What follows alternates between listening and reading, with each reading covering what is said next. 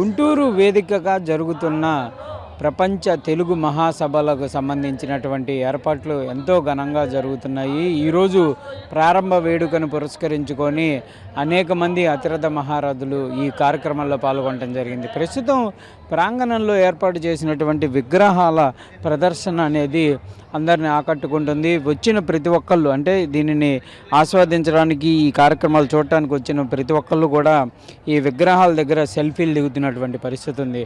NT రామారావుకు సంబంధించినటువంటి విగ్రహం ఇది తెనాలికి సంబంధించినటువంటి సూర్య శిల్పశల వాళ్ళు చేయడం జరిగింది. మొత్తం ఇవంతా కూడా ఏవైతే వివిధ పరికరాల నుంచి సేకరించినటువంటి, అంటే ఎక్కువగా బైకులో ఉపయోగించేటటువంటి గేర్ బాక్సుల్లో ఉండేటటువంటి వాటిల్లో ఉన్నటువంటి ఐరన్ పరికరాలు, చైన్స్, వీటన్నిటిని ఉపయోగించి ఈ విగ్రహాన్ని కూడా రూపొందించడం జరిగింది. అంటే ఇవన్నీ కూడా నిజంగా చెప్పాలంటే బోల్ట్లు, నట్లు ఇవన్నీ కూడా పనికిరానివి. చైన్లు ఉపయోగించినటువంటి వాటి కానీ ఇవన్నీ కూడా మన బాక్స్ ఏవైతే ఉంటాయో బైక్కు ఉండేటటువంటి ఇంజన్లో ఉండేటటువంటి పరికరాలు ఇవన్నీ కూడా తీసి పడేస్తాం మనం పనికిరావని.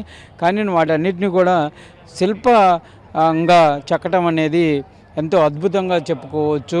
అంటే కళ ఉంటే దేనినైనా ఉపయోగించుకోవచ్చు అనటానికి ఇలాంటి విగ్రహాలు లేదంటే ఇలాంటి ఆర్ట్ను చూస్తే చెప్పుకునేటటువంటి పరిస్థితి ఉంటుంది.